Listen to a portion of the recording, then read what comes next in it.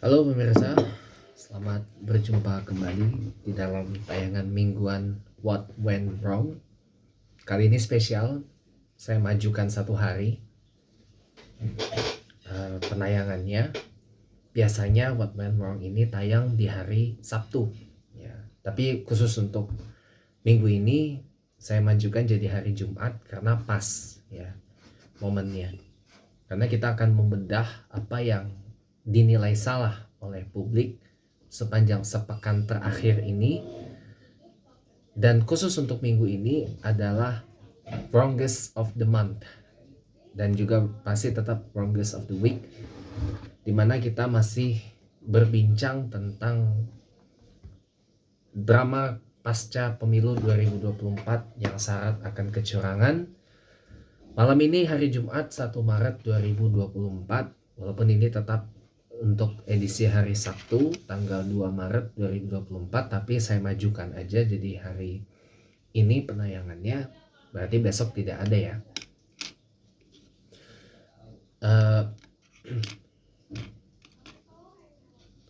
Jadi hari ini banyak elemen masyarakat yang menggelar berbagai acara untuk menyatakan protes atas hasil pemilu, terutama Pilpres pemilihan presiden 2024 yang dinilai syarat kecurangan.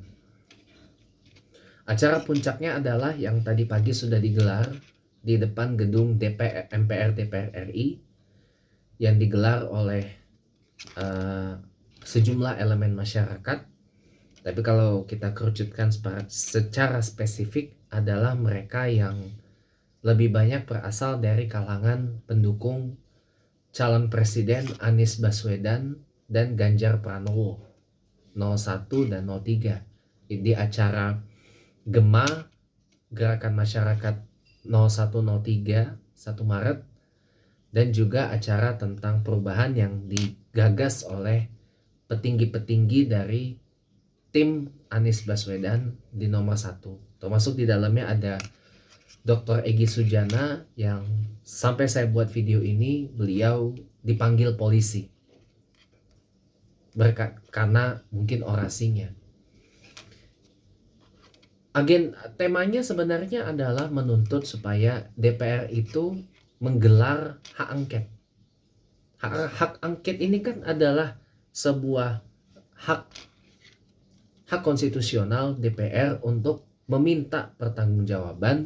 Kalau saya mohon izin sebut dengan bahasa Inggris, itu adalah held into account dari pihak-pihak yang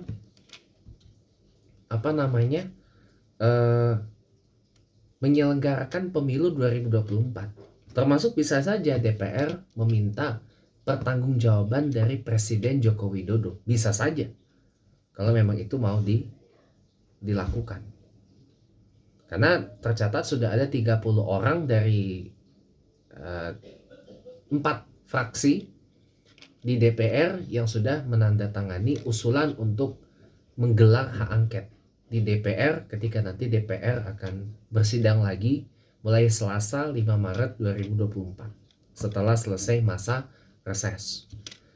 Dan tentu saya berharap P3 itu juga ikut dalam rombongan hak angket gitu loh. Karena dengan 314 berbanding 261 kursi di DPR, saya rasa mustahil bagi kubu yang menolak hak angket itu untuk bisa memenangkan suara.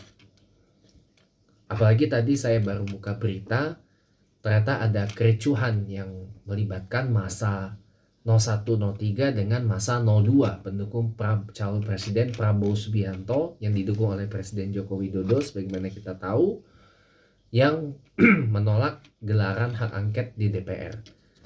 Pertama saya mau tanya, kenapa mesti takut dengan yang namanya hak angket? Atau dalam bahasa Inggris, izin saya sebut right of inquiry. Di negara-negara demokrasi manapun, right of inquiry itu adalah biasa.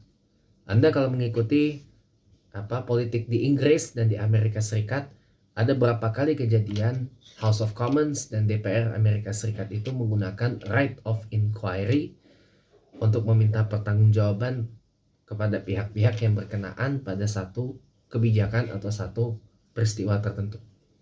Dan itu bukan 1-2 kali, ya kan?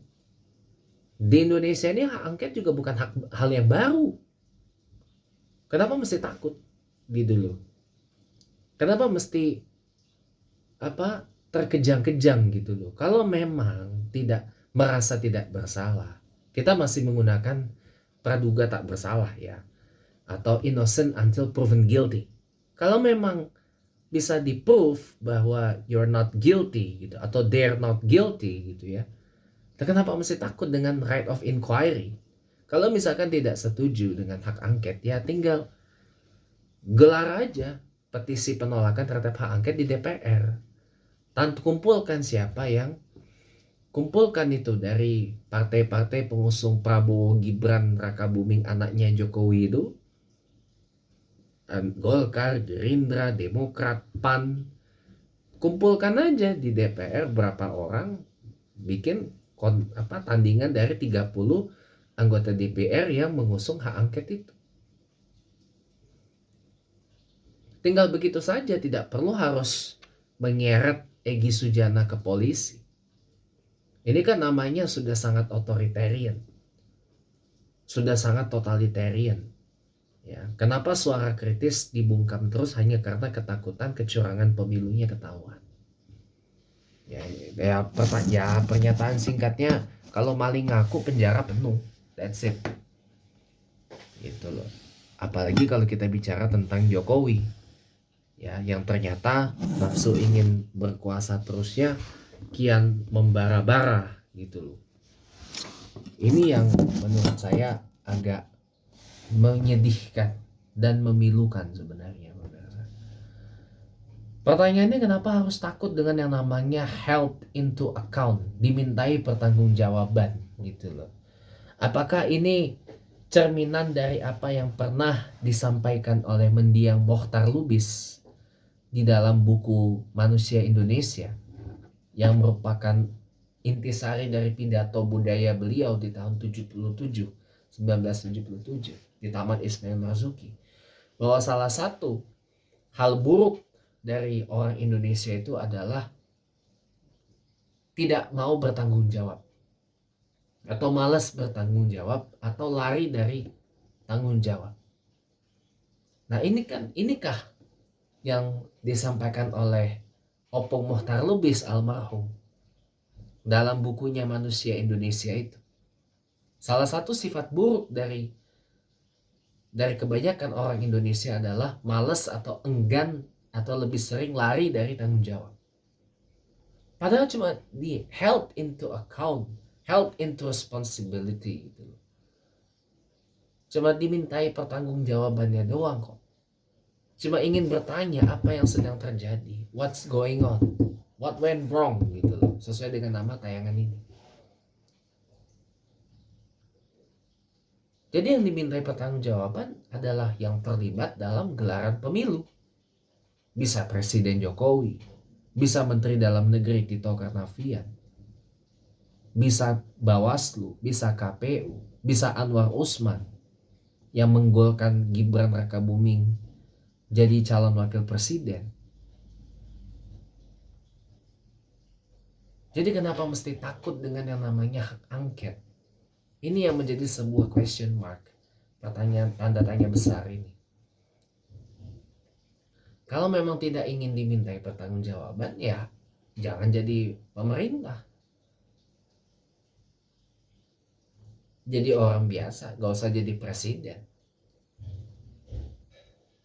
Gitu loh. Kalau tidak ingin dimintai pertanggungjawaban. Gitu loh. Sebegitunya takut dengan right of inquiry, yang dimana kalau di negara demokrasi yang lebih maju seperti Amerika Serikat dan Inggris, itu biasa terjadi. Dan itu tidak lebih dari 1-2 kali. Sekarang nih Amerika Serikat lagi menghadapi krisis perbatasan, border crisis. Bisa jadi DPR Amerika Serikat yang saat ini dikuasai oleh Partai Republik mengajukan hak angket, meminta pertanggungjawaban kepada Presiden Joe Biden. Kenapa ini kok bisa terjadi? Border crisis ini.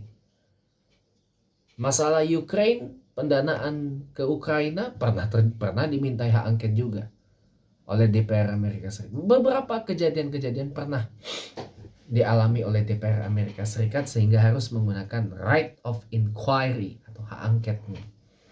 Itu biasa terjadi. Biasa terjadi gitu loh. Sementara di Indonesia hak angket bukan barang baru, tapi takutnya kok kebangetan gitu loh.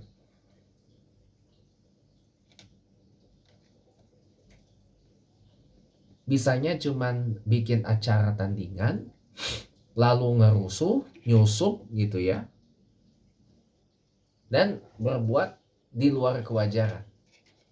Itu kan kerjaannya para pendukung Prabowo yang dibakingi oleh SBY dan keluarga Soeharto plus keluarga Jokowi.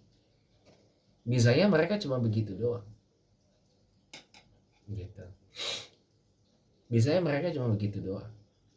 Karena mereka takut kecurangannya terbongkar dan takut sejumlah proyek-proyek yang udah digolkan ditanda tangan oleh Presiden Jokowi batal nantinya. Jadi terus terang menurut saya acara hari ini tuh sukses besar.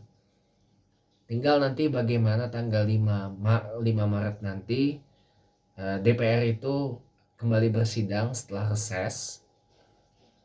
Apakah akan langsung mengeksekusi hak angket yang sudah ditandatangani oleh 30 anggota dari 4 fraksi di DPR. Jadi ya sudah, kita tinggal menunggu saja. Karena jujur, situasi seperti ini nggak boleh dibiarkan.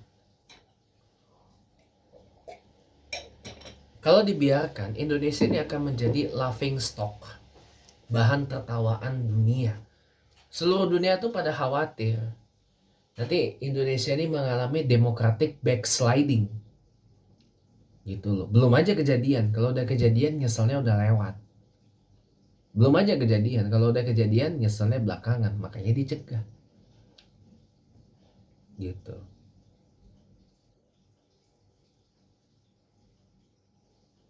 Bisa saja ketika nanti hak angket itu acaranya digelar, nah inilah saat-saat krusial.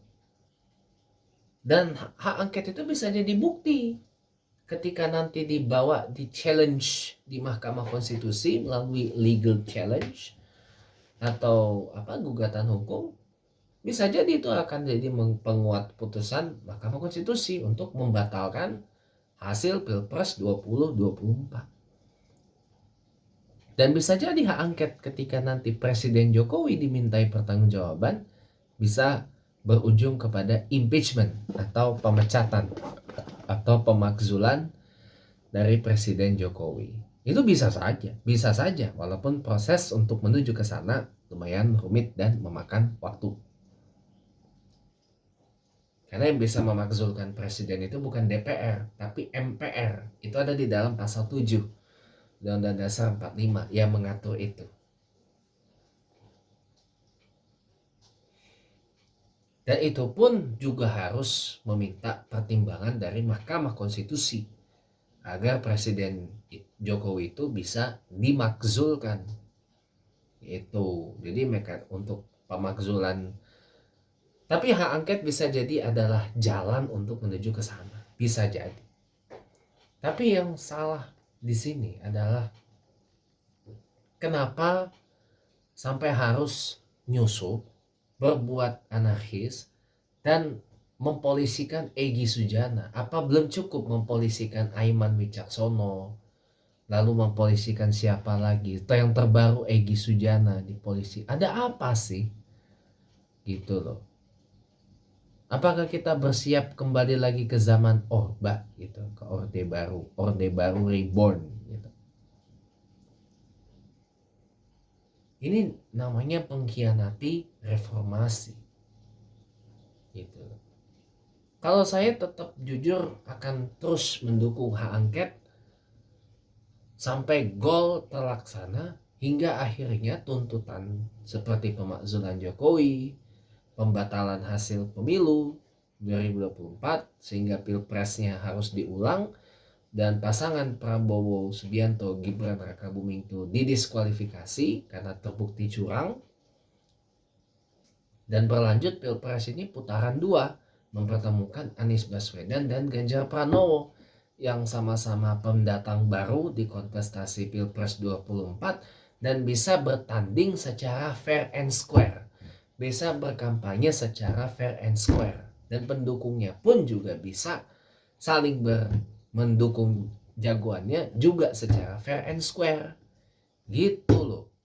Ini yang harus dilakukan agar Indonesia ini tidak lagi jadi bahan tertawaan dan bahan kekhawatiran dunia, gitu loh.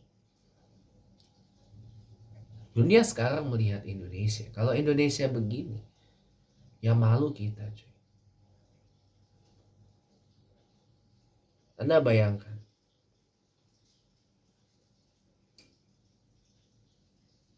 jadi ya kembali lagi, mohon maaf, terpaksa plank of the week ini kembali saya berikan kepada Presiden Jokowi, kepada Prabowo Subianto, kepada Gibran Rakabuming, kepada para elit-elit dan teman-teman pendukung Prabowo Gibran. Ya itu hadiah untuk Anda minggu ini, plank of the week.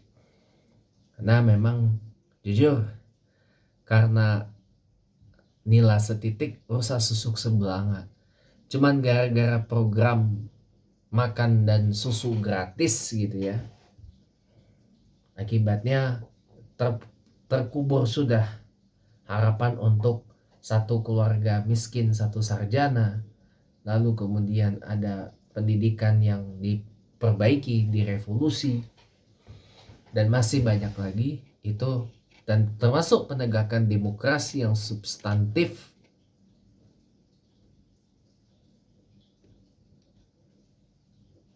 Itu juga bisa batal terlaksana gitu.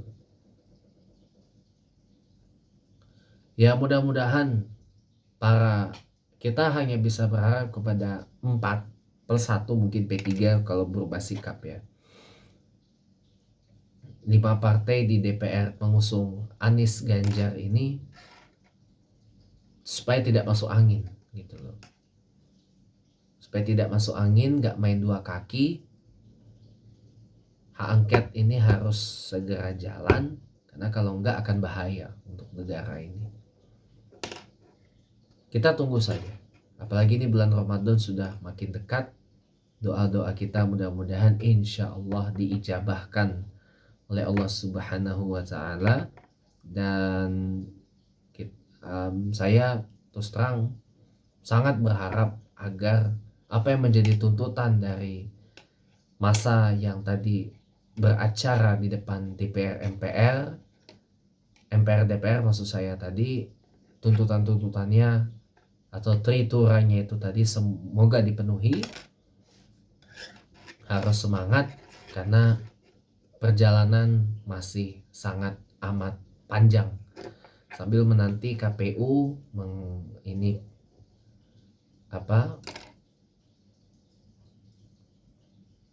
menghitung katanya sih rekapitulasi nasionalnya ditunda ya karena ada sanksi terhadap ketua KPU yang baru dari DKPP, sanksi keempat. Maksudnya kalau udah 3 kali disanksi dipecat dong.